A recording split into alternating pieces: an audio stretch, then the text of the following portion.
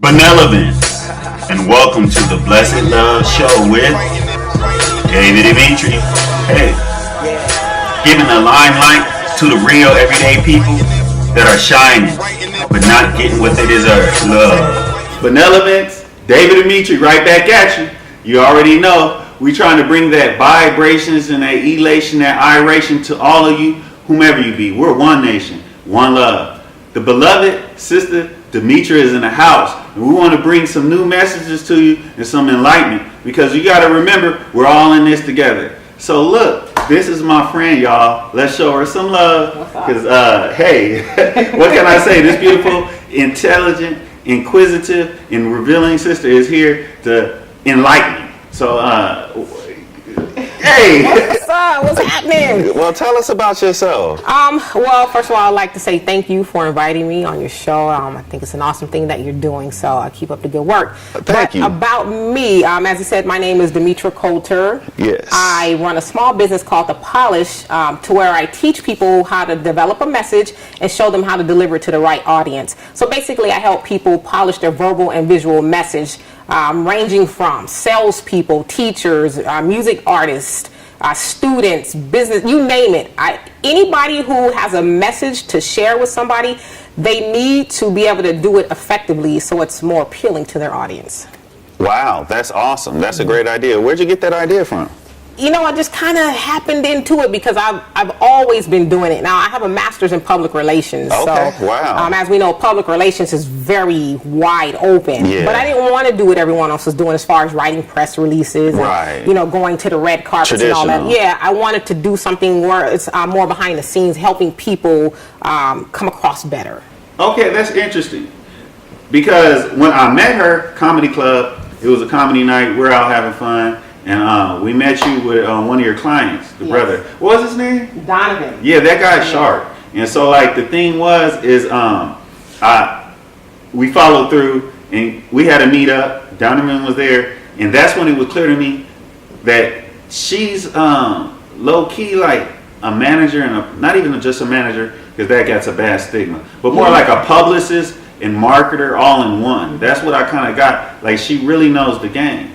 I mean, how long have you been doing this? Well, I've been doing it probably maybe about 5 or 6 years. Is it? Yes. That's cool. I mean, do you deal with companies, or is it more like individual clients, artists, book writers? What is your more on an clients? Individual basis, a smaller level, not like corporations. To me, I like to deal with the individual. Okay. Yeah, I believe I'm more effective in that. Okay. In that way.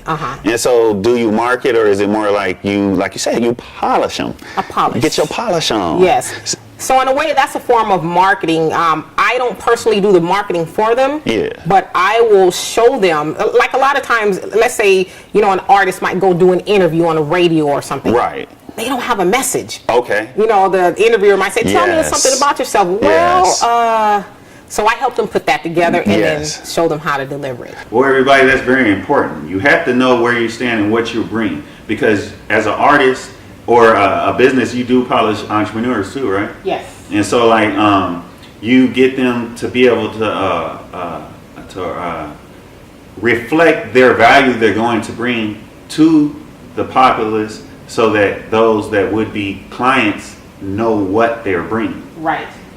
Yeah, absolutely. That's awesome, and that's what I want to do for you today with you coming on here.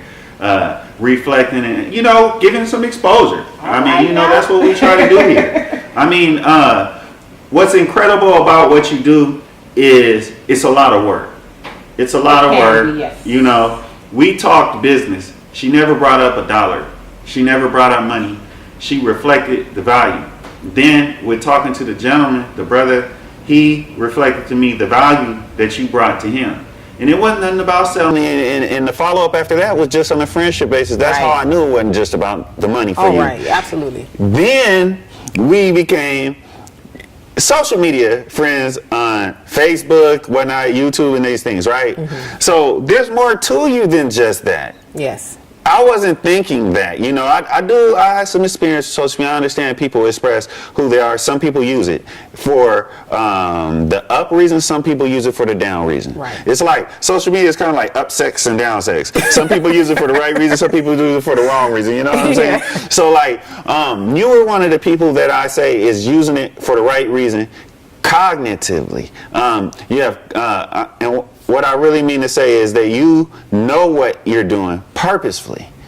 Whereas there's people using social media for the right reason and they're not really aware it's kind of responsive and they're just standing for something. Right. But you actually have, you started going live when live started on Facebook. You're always putting out positive message, uplifting messages for people. You have a great focus on your influence, the way you represent yourself professionally. And I see you bringing that same value to your client. But you might be doing some political activism. But yet it's so professional and so enlightening, you can't help but to stop. I mean, Facebook offers you so many different channels at once. Right. But wait, who is that? Wow, what is she saying? And it's just right there. It says what you're saying, what you're about, what you're doing. And it's just clear to me that you pretty much, what you do for yourself, you can do to others. Is that purposely done, or is it just happening? I think it's a mixture, because that's just who I am. You know, a lot of times people will get a client and they'll just, like you said before, just be all about business. Yes. Here's how much it costs and this is what I do. But I like to get to know you, like have a conversation with you. Okay. You know, how's your day? Because if I can't, you know, get to the bottom of what might be bothering you, I can't help you. Yes. So a little bit of what I do is I'm also sort of like a life coach. Okay. I might sit down with somebody. I didn't know that. I might sit down with a client, like I'm working with someone now. She's striving to run for public office, but she has so many issues. So a lot of the time we're just talking about, you know what, you gotta let it go. You gotta stay away from those people. You gotta stay positive. Yes. Okay, now this is what you need to do. Right. Your life is going to waste on the social media platforms where you don't own stock. Join Prime Up International. Right. I do some life coaching. I didn't even know what I was doing was called that. I guess that's Exactly. a trendy word and trendy name. But you know, human beings have the ability to help others. My thing with politics, I have a political science degree. I studied in South Africa, Nelson Mandela Metropolitan University. I studied in Geneva. I studied here in America. And my thing and my experience in politics, even way before that, is that if a person got personal things they dealing with, they probably should kind of chill out and get that together. Right. Because the political field isn't something that, how can you bring value to your constituent if you guys still dealing with stuff at home? Just like a pastor and a bishop or an imam at the mosque, how can you bring that value if you know, just get yourself together? Right. You know, but you're very much more nicer. That's why I might life coach, but I might not, because I'm not the most, I'm kind of militant. But back to you. Have you ever thought about doing entertainment? In what aspect? Acting or anything in front of the camera. I'm not against it. So you're actually with it? Yeah, I would do it if, you know, the opportunity Who's presented your favorite itself. actress? My favorite actress? Wow. You know what? Right now, my favorite actress is Viola Davis. I knew it. Right at this moment. How Yes. did I know that? Yes. I already knew it. I If swear I you've did. seen Fences, you know why. Well, I Yes. like some of her stuff she's done where she was presidential. I don't Okay. know those movies with Jamie Foxx. She was the advisor. Oh, yeah. Yeah, she does.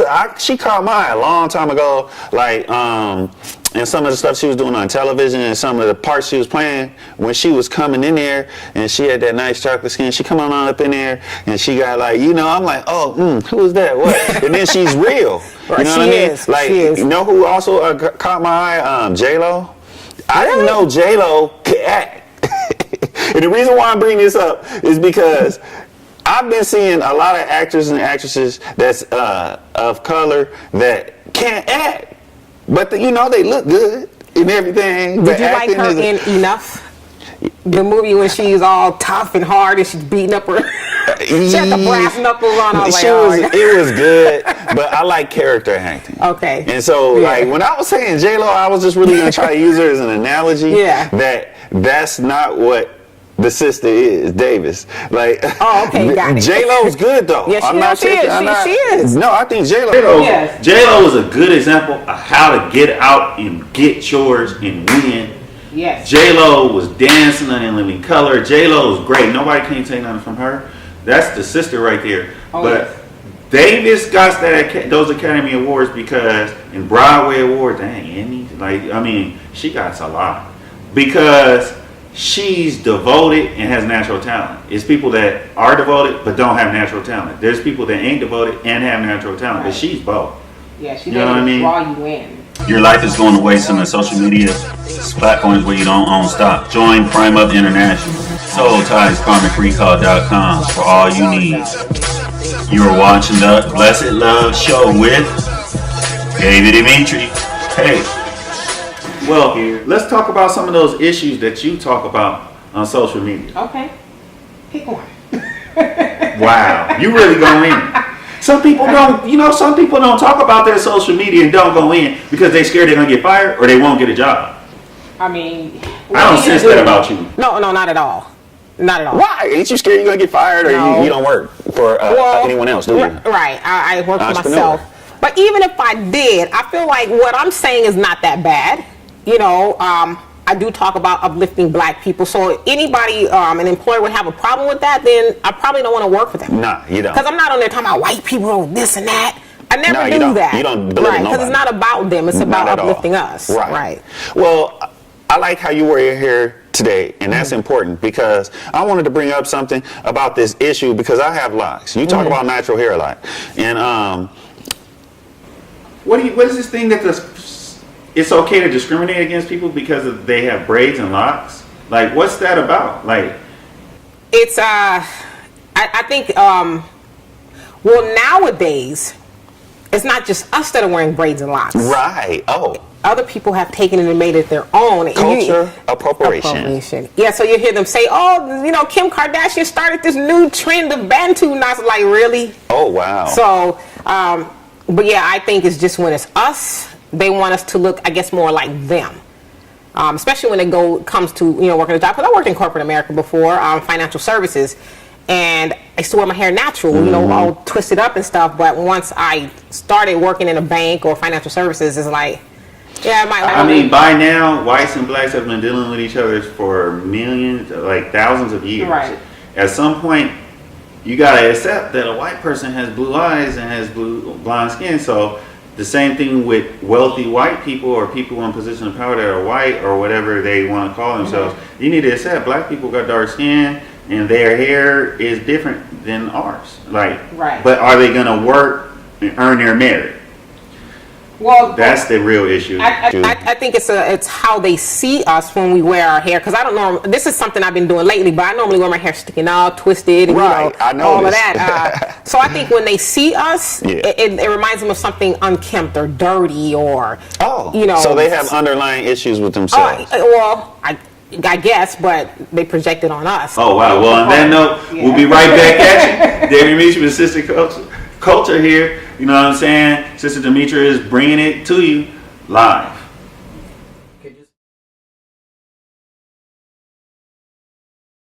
Your life is going to waste on the social media platforms where you don't own stock. Join Prime Up International. Own stock. You are watching the Blessed Love Show with Davidemetri. Hey, we're back here with Sister Demetra Culture. We're trying to keep it real for you. And that's what we're talking about right now, is being real. This United States government has issues, society has issues, and right now we're talking and focusing on the African Americans and the hair issues and some things about the African American culture and experience, but we're talking to all people about all people because we want all of us to get to know each other and to live better. It's the whole point of this conversation. Do you know about that school in Atlanta where they're empowering African Americans to be able to become distributors of not only of hair products of their own and start their own hair product distribution centers? I haven't heard about it, but I think it's an awesome idea since what they say black women especially spend $4 billion. Wow. I could be wrong. A year in beauty products and probably more so hair products. So yeah, absolutely. Why not? Those of y'all that don't know, 1,000 millions is a billion.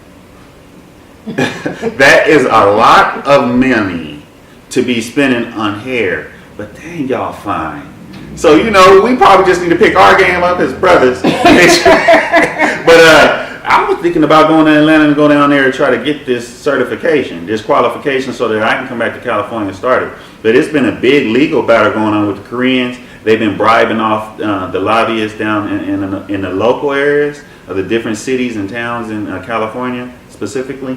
Whereas the Koreans and what they do is they make specified laws in cities so blatant that no African American can open their own hair product distribution center or stores. All you can do is do hair. You know, so this is an economic warfare tactic. Well, you know, I guess the question we should be asking is, why are they able to do that? And it's because we're giving them the power to. What happens if we say, you know what, I don't care if I go bald-headed, I'm not going to spend any more money with you, right, unless I can spend some money with my people too, without all of this nonsense. Right. But they know we're not going to do that. Right. They know we're going to say, you know what, that's not my problem. I need to get my weave done, so right, I'm going to go over there and get it. Yeah, consumerism is kind of bent on the moment. You know, right, consumerism is bent on the moment, and African Americans are one of the biggest, well, people of color are the biggest consumers in this society. And when I say people of color, I even mean poor whites. But it seems like with this situation, we have leadership, like yourself, that for years have taken up the banner of trying to influence Africans in America, which I call as well, more formerly known as blacks and African Americans. These leaders, as Boris Watkins, he's more newer to his fame, but apparently he had his game tight for a long time. Oh, yeah. But Claude Anderson, you know, Frances Cress Wilson, they're like the mothers and fathers of focusing on the economic thing, especially Claude Anderson. But if it wasn't, what I want to say is, when we look up those names on YouTube, and that's what I want you people to do, Claude Anderson, Boyce Watkins, but start with Claude Anderson, I would say, because he hit for years foundation issues. Being a consumer slave, and then you don't want to start your own businesses and corporations, so you become a wage slave. This is a trickle down effect. Absolutely. And then it's a psychological thing, because, like, for instance, I've done different sports. Like, I can say, use this as an analogy, my boxing. I have to feel good to go out there and take on someone that's as good as me. It's going to be difficult. It's not going to be that easy. They're going to pull out all stomps and tricks of the trade. To get someone that never had anything, or that been working for all them years, and all they know, all they seen parents do, is work for somebody else, or for the city, or for, you know, right, to get them to start their own business, and then to get groups of people to trust each other that has been taught not to trust each other because of how bad the society is in this capitalist system. I think it's a harsh battle for African Americans to deal with the psychologies of this war, this economic warfare against them. What do you think? SoulTiesKarmicRecall.com for all you need. You are watching the Blessed Love Show with Davidemetri. Hey. Here. Yeah, I think so too. And to your earlier point about consumerism, we are probably the biggest consumer there is. What we see, $1.3 trillion in the African American community every year, and I think 97% of that goes to other communities. Okay. So we're broke. Very at broke. the end of the day, but when it comes in, we have money because we're so busy buying stuff or spending our money on things that don't put back into our community. So that's deep. it's just, and I don't know why. I mean, we are very. I think I know why. I personally, it could be ego, but I personally think I know why. All right. That doesn't mean I'm going to say it. Would you like me to? I would. Well, I would say that it's been psychological warfare for so long that, look, I'm not a Christian, I'm not a Muslim, I'm not into traditional religions. I'm a thinker. You know, I'm not an atheist. I'm a political atheist. I don't deal with politics unless it's my own. Right. And so, like, I think that psychologically, the American people, period, have been put in, the people in modern society, but specifically since we're speaking about African Americans, have become psycho-spiritual victims. and have been programmed into a hyper mode of survival and in the moment. Because if you know or not, drug addiction and sex addiction, all those different addictions are based off of being in the moment. You need these things. You need to keep lashing out in that way, or participating in drugs and alcohol, and in because that's your only way of being in the moment. A person's peace of mind is dependent on being in the now. So I personally don't think economic liberation would free African Americans. It's a stage and a step and part of the strategy, and it's a tactic. So yes, the discussion is necessary, but I think that psychologically, the reason why African Americans can't get off to a good start in that and actually get it going finally on the economic is not just their fault, but I think it's white supremacy and capitalism. Capitalism is bent specifically on keeping indigenous people and people of color down. We're going to employ a couple of Mexicans to seem wealthy, and then we'll create a fake Mexican middle class with just a certain amount, but then the masses of them, the males are going in and out of prison. Right. And the same thing with blacks, you know what I mean? And then the British did it to the Irish, so it's not just racial. With African Americans, yet that's not the only the enemy. The system is not the only enemy, but I think with African Americans, I think it's religion. We can't get because you can't get past and thinking religion and thinking with our private parts. I'm gonna leave it there. What do you think? That's my thing. I think African Americans, if they could stop gossiping, stop any people, but us specifically, because the warfare is on us so hard in the United States, that if we stop gossiping, we stop being thinking with our penises and our punanis, and if we the other matter I said, sorry. So basically thinking with our lower or carnal desires, or extremities, I guess you can say. No, I absolutely agree. I watched a documentary not too long ago called The Century of the Self. I don't know if you've ever heard of that. No. But it basically is focused on Edward L. Bernays. He's the father of public relations. And I do know who that is. You do? Yep, and I probably watched a little of that. I'm sure it's like 4 hours long. So, but his uncle was Sigmund Freud. Together they came. You reminded me. They figured out a way how to get people to be consumers. Yes. And so that's how it blew up the way it did. Get people to appeal to people's emotions when it comes to buying stuff. Yes. But as far as your point with the churches, I want to really talk about that. And the religion, period. I don't think Islam is any more innocent than Christianity. Okay, let's just say churches or religion with black people. You're right. It robs us of thinking for ourselves. Yeah. We get everything from the pulpit, and we don't even go and look into the Bible that they're preaching from. Right. To even study the word, which the Bible tells you. Because if you read Jesus, Jesus said, "Get your money." He said, "You got it." In the words in red, Jesus in that book said, that you have to be faithful, and that's little. You have to be faithful in money to be faithful in things in heaven. It also says, and I can't remember the scripture, but the actual scripture, but it says money answers all things. Yeah. But you hear a lot of people say, "Oh, the love of money," or they even misquoted, "Money is the root of all evil." I put a quote up last week, and a lot of people, didn't like it. Said the lack of money is the root of all evil. It is. But people like, no, it's not. It's like you're missing the point. Right. Because life, anybody, like even in sports, another analogy is sports, with the mind and the heart. If your heart is broke too much, your mind is broke too much, you pass it down to your children.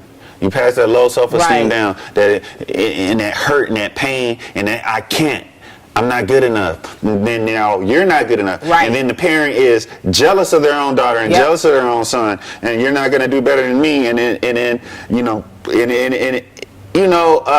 there's these psychological issues that just come down to it. Because I can go and try to pull out some Francis Cress Welsing and get to talking about the white guy in Jamaica that wrote the treaties against black people, how to keep a slave. Mm-hmm. I can do that, but that's not what we're here to do. Right. I just wanted to address that issue. Your life is going to waste on the social media platforms where you don't own stock. Join Prime Up International. Own stock. You are watching the Blessed Love Show with Davidemetri.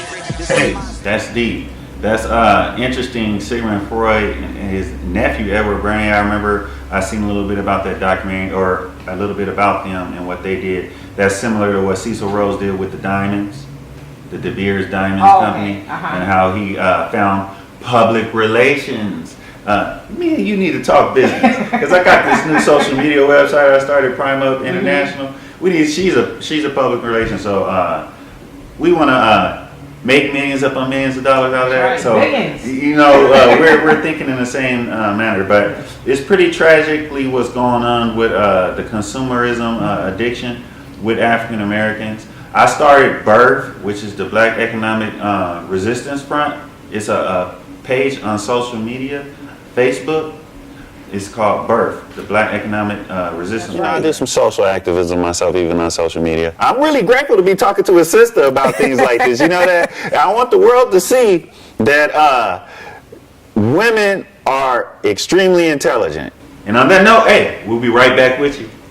Your life is going to waste on the social media platforms where you don't own stock. Join Prime Up International.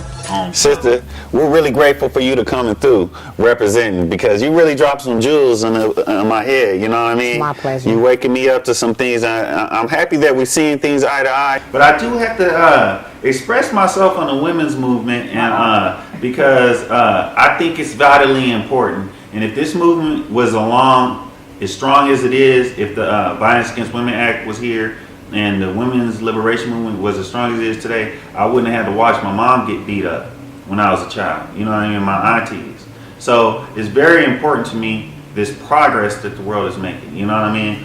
But I want to discuss how you feel about where the movement is going now and how it's affecting poor people and African Americans that aren't wealthy. Specifically, that's what I want to focus on. As far The as poor women. people, how the women movement is influencing poor people and African American women that are not wealthy.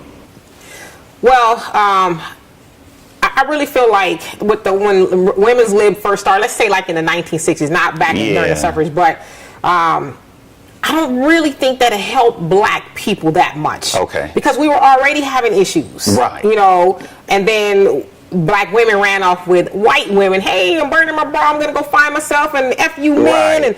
And we didn't need to do that. Nah. So, and especially now, especially with the last women's, the biggest, I guess they said, protest there ever was the day after Trump got elected. Right.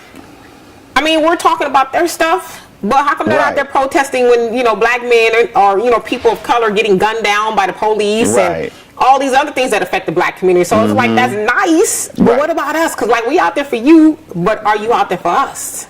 Wow. So could that be many different levels that the African American community is being used by different movements? Absolutely. But they carry the burden? Well, I mean, we're being used and we carry the burden. It's like, you know, we're out there for numbers. Right. To make it, you know, look good. But after that, after the march is over, it's like, yeah, see y'all later. Until next time. Right. So you as an African American woman do want women, and me as an African American man, women raise me straight up and down. You know, I'll say it every day, and I'm not an ass kisser. I got sisters. I don't have to kiss women ass. Like, you know what I mean? I don't even have to be liked. Right. And that's not why I'm doing this. I'm saying this because it's true. My mom and my aunties raised me. You know what I'm saying? And so the issue is like, I seen Remy Ma come out today. Oh, Lord, I like her because she's natural. Like Nicki Minaj didn't love herself. She she got caught up. And I think kind of what Nicki Minaj is kind of like an example of the African American women that get caught up in the women liberation movement and the LBG community thing where that becomes more important. Right. And to me, it all comes down to one thing. This is the main thing I want to say is identity crisis. That and distraction. Distraction. I mean, that's nice that Remy Ma and Nicki Minaj are having their beef, I guess what we want to call it, but we got so many other issues to focus on. Like, why is that important to us? Not trying to be, you know, dumb it down, all but these different things are so we got silly. a lot of issues. These entertainment things are the distraction. Yes. Distraction. Yes. Well, Remy Ma said something. I'm going to say this real quick. It's time to take it out. Thank you, everybody, for watching. But I wanted to say Remy Ma came out and said, hey, men movement is fake. It shouldn't be no men's movement. She said all these different things, right? Which I totally disagree with. How do you feel about that? Yeah, I disagree with that. I think the men should be leading the movement. Women are supposed to be the backbone, you know, side by side, but we shouldn't be leading it. It should be the men. Very awesome. Thank you. Thank you for having me. Appreciate it. Blessings. Thank you. Hotel, peace, benevolence, everybody. Keep tuning in. Davidemetri, bringing it live from the heart and bringing the loved ones in to shine, because that's what we do. Love every time.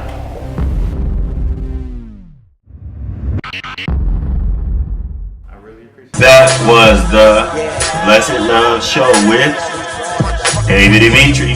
Hey, giving the limelight to the real everyday people that are shining but not getting what they deserve. Love.